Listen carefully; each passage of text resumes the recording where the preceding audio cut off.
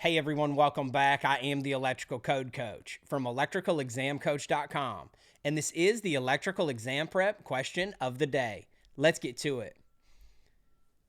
A switch is located within a shower enclosure to control the exhaust fan. Which installation is acceptable? A, the switch is GFCI protected but still inside the shower space. B, the switch is installed behind a gasketed waterproof cover plate in the shower space. C, the switch is mounted inside of the shower as part of a listed shower assembly. D, the switch is weatherproof rated and mounted inside the shower. And the correct answer is C. Let's take a look at the paraphrase code language.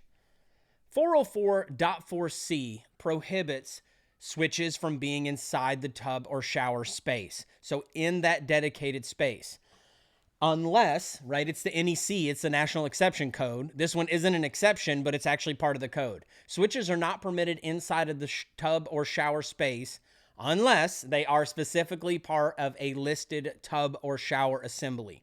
So the blanket code says you can put a switch right outside the shower. I mean, right on the line of the shower wall, just outside the door, bam, you can put a switch there. You're not allowed to put them inside the shower unless it's part of a listed assembly, meaning it's like a full kit, maybe one of those ones that they allow people to walk in and they've got it where you can sit down, and maybe they've added a switch so they can use it from an ADA standpoint, but it's actually built into the tub itself and it's protected and it's integral to the equipment itself. So that would be like the case that you might see something like that. Or you might see a whole shower stall and they've got a switch built into the side, but you're not allowed to add a switch. No matter how much you waterproof it, no matter how much you NEMA 4 exit or whatever that looks like, you are not allowed to add one in there unless it's a part of the tub or shower assembly itself and that tub or shower assembly is listed.